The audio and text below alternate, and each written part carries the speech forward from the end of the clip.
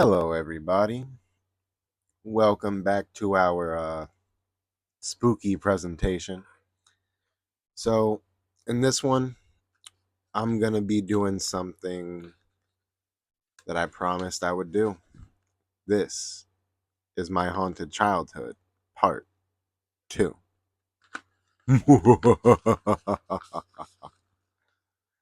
um, so, for everyone who is unfamiliar with the first one, I kind of talked about, everything that happened with my childhood briefly. Some noises, the way my grandmother would react, and things like that. But I never kind of got into the mysterious side of it. So that's what I'm going to be doing today. I'm going to get into a little bit more of the mystical, weird, I can't explain it as a child, I can't explain it as an adult part of it. So yeah, the ghosts happen. Okay. So let's flash forward a little bit. It's years later. I am maybe 9, 10, maybe 9, 10. I'm in the backyard. And this is something that might be a little weird to hear, weird to say. Um, but basically, I'm in the backyard playing in my grandma's house, and in between the house and the greenhouse, my grandfather's there digging a hole. And I mean, like, he didn't pay someone to come in and excavate part of the yard. He didn't do anything like that. He just got a shovel and he started digging this deep, long hole. And at that point, I never saw a hole like that. I didn't really understand what he was digging. And then I'm like, okay. And I'm like most of you, probably like, oh, he was just doing some construction and you're digging into it. So I'm sitting there, I'm watching him, I'm playing, I'm watching him, I'm playing, kicking a ball around. He's yelling at me to stay away from him. And eventually, he brings out this big black trash bag. And this is such a vivid memory for me. This is like this is something in my core I know for a fact no one could ever tell me this did not happen. He grabbed a trash bag that looked really heavy and he's pulling it and pulling it and pulling it and he gets it to the hole and he just drops it in. Drops it in, sits there, looks at it, grabs a shovel, starts filling it in. No pipes, no gear, no wrenches, tools, nothing like that. So he goes ahead and he gets all of the dirt back in, packs it in, throws some grass seed on it, forgets about it. I forget about it. Now, like I said, this is around when I was 10. So after he did that, for whatever reason, I'm not going to claim to know or care to know. It did for whatever reason that's beyond me nor my business. The activity in the house started to ramp up wildly. And at the same time, he was talking to my grandmother about divorce. After 56, 50 whatever years of marriage, he's talking to her about divorce. I just want to make note that my door just like creaked open. That was so weird. Okay, beyond the point, whatever. Um that's so weird. Okay. But for whatever reason he did that. Now things start ramping up in the house. My grandmother is getting really upset and emotional because he's also saying divorce. Upsettingly, it's a hard fact of reality. He pulled her in the kitchen and told her, over dinner one night when you wake up in the morning, I'm just not going to be here. And I can't speak for their relationship. I don't know why. I don't know. Can't tell you why. But that's what happened. So he leaves, and intense court battle. He wants the house, he wants the money, he wants everything. Um, nope, can't do that. My grandmother ends up with the house. He ends up with all the money and the businesses, and then having to pay her, typical divorce stuff. So now my grandmother is alone in this house. The only time people come to see her on the weekends, and that's me and some of her kids when they choose to show up. Now, I start getting calls from my grandmother. How are you doing? That I'm like, good. Why? Like, where'd you go? What do you mean, where'd I go? You were just in the living room. You asked me to make you a sandwich. I made you a sandwich. I didn't make it. Grandma, I just got out of school. What are you talking about? Like, it's Thursday. I'm not coming over yet. And she just is so confused. And people are trying to tell her she's crazy. She's got dementia. She's this. She's that. And my grandmother, she's not trying to hear that. She is not trying to hear that she's crazy. So what she does is she goes to the doctor. She goes to the doctor, and this is where she gets that pile of papers this thick because she went to like 3 different doctors. Sometimes I was with her too. She got evaluated, CAT scanned, MRIs, and all this crazy stuff to look at her brain, look at her body, talk to people, psychiatrists, do all this stuff. And she was deemed medically not crazy. She had the papers to prove it, and I'm pretty sure if you had the right documentation, you could probably look that up somewhere. But she was deemed medically not crazy. Still, no one believed her, convinced she tricked the doctor somehow. But whenever she got in the house, boom, that's when it would start happening. Um, she told me she's in the basement doing laundry and sees like a giant gorilla thing walking behind her through the reflection of the glass in the basement while she's doing laundry. Just crazy, crazy things. So eventually she has enough and she's like, I need some answers. Sorry, I'm rolling some, but it had some holes in it, so I gotta make a little band aid. You feel me? One moment.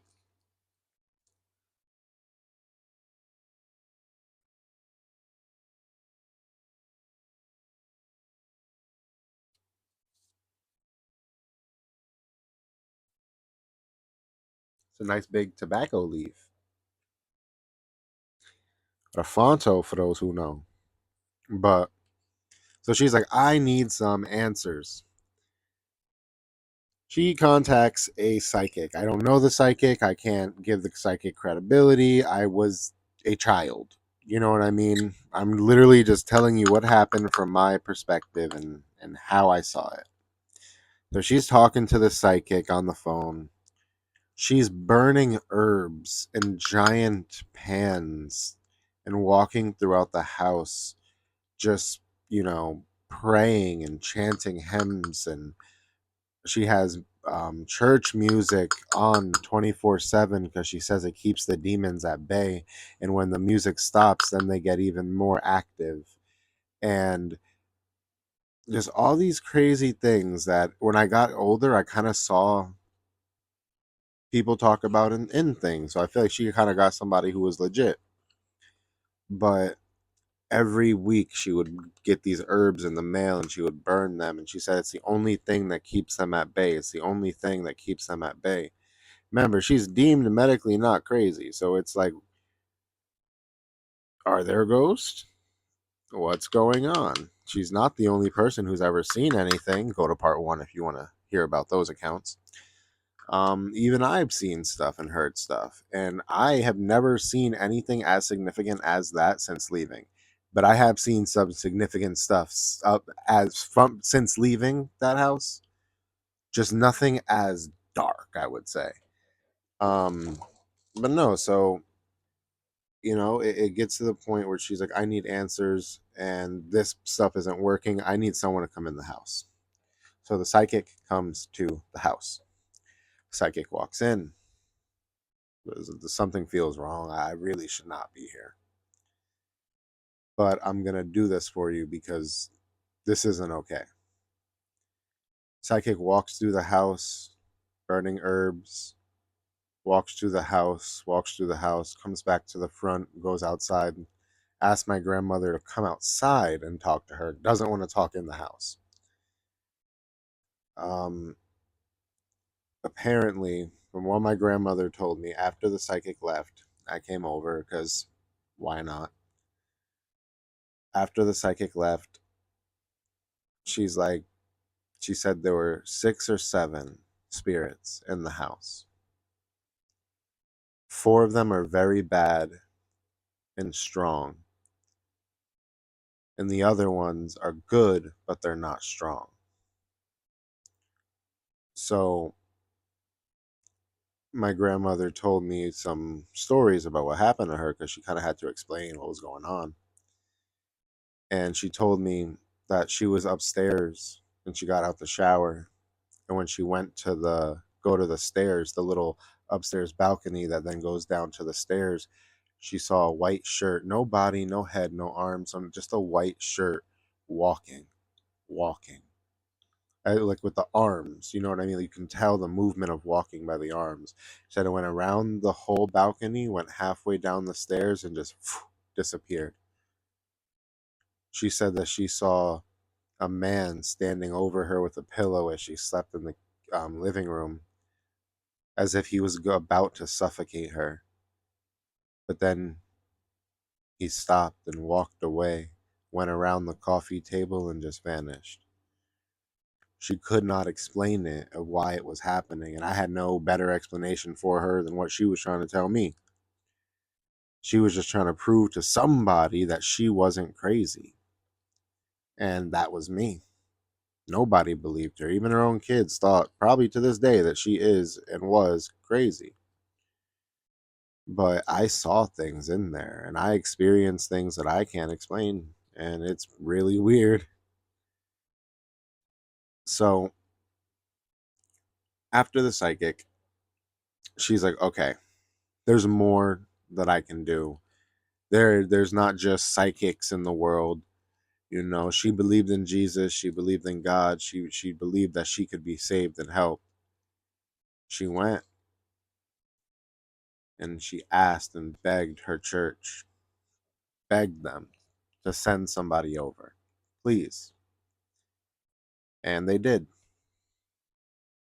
They sent over a guy in a long white coat, and he had a big necklace on with a cross on it. You know, as a kid, I had no idea who that was, but as an adult, obviously now I know it's a priest, a pastor, a bishop, some type of head of some part of the church. So he comes in, talks to my grandmother, thanks her for inviting him, sorry about the circumstances, has a cup of coffee, and then stands up before he's done with his coffee and starts walking with my grandma. Walking around the house and he's saying, it doesn't like me here. I really should not be here. I know you want me to help you, but I'm not the person that can help you. And he's literally like making his way towards the front door, apologizing, looking up the stairs, looking left and right around him, almost like he's like scared. But he's like, I don't want to stay here because I'm only going to make it angry. And he leaves. Like, that was it. Didn't even finish the cup of coffee, didn't nothing. Just did that and he was gone. My grandma asked so many people to come and help the house. Nobody did. And the only one who ever even really tried with any kind of magic or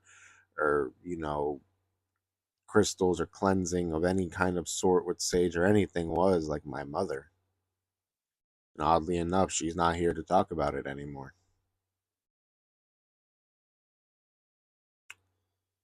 So I kind of just witnessed all this. Just kind of saw it happen. Watched everything unfold. It was just so weird. Watched my grandma be called crazy. for things that I also saw when she wasn't around in that house.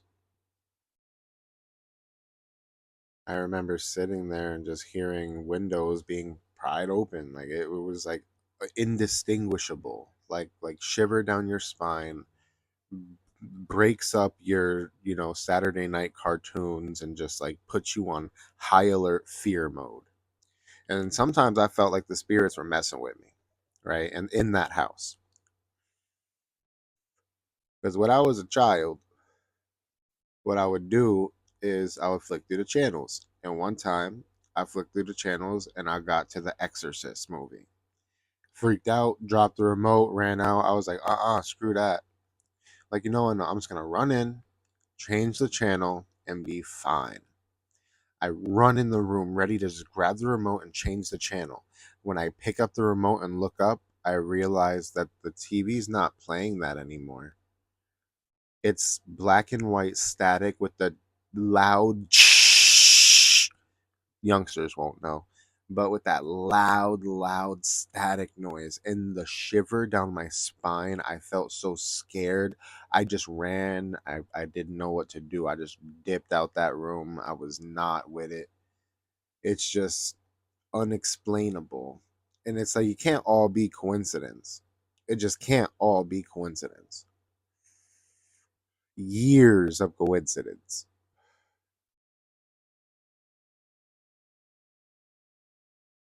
There was a china cabinet in my grandma's house. That was even weirder. She kept having to replace the glass sliding doors on it because every generation somebody broke one of the glass sliding doors and cut themselves on it. I was one of those. I'm one of the people who got cut. It was me, one of my cousins, I think my mom, my aunt, and one other person that I can't think of. But it was a few people that all got cut on the doors by breaking it and them falling and cutting them in some way. And it's just like so creepy. Like it can't all be coincidence in the house. So going back to the psychic real quick and putting in the part of my grandfather. So the psychic's walking around the house, and when the psychic gets to the backyard part of the house, grandma doesn't tell her anything. She told me, don't mention anything, because she kind of wanted to put her through the test as well. She walked right into the space in between the greenhouse and the house, pointed it out, and said, "What's under here?" And my grandma looked at me and looked at her and said, "I don't know what." Said, "Whatever is here, somebody put here. And there's a curse on it that affects the house. Anyone who digs this up or attempts to touch it," like I have shivers right now all over my body. I have shivers and freaking tingles right now. My hair is like standing up right now. I'm like freaking. Sorry. But anyone who attempts to take this out or touch it or mess with this in any way, ill will or death or sickness or harm in some way will fall upon them. Like negative things will start to happen towards them. And my grandma took that shit and she never touched it. Never thought about touching it, told me to stay away from there. I never thought about it. But it was just like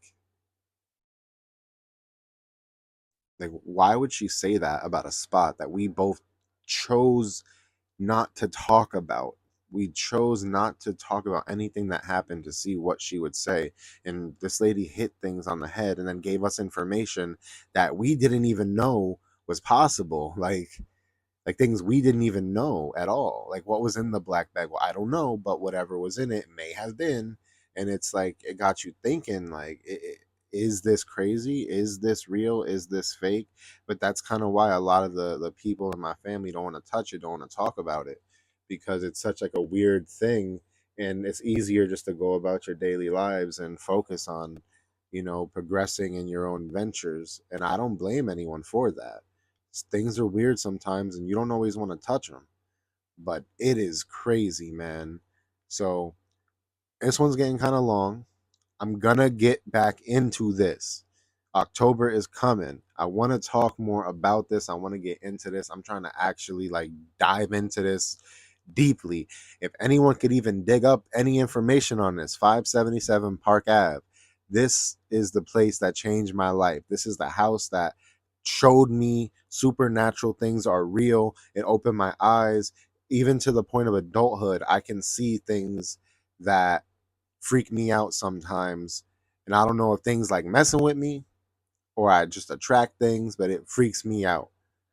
It was even a time I was just sitting in a room and a pillow picked itself up and flipped over and flew like didn't just fall down, but flipped over itself in the air, like had an arch, flipped over itself and hit the ground. And I just stood there and I was like, leave me alone.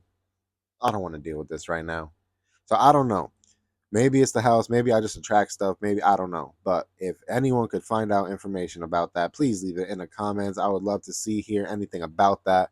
Remember, stay rolling. We gotta stay lifted, stay gifted. We always gotta make sure this channel grow. Make sure you tell your mom about me, your friends about me, your cousins about me. Let's get it. And happy Halloween.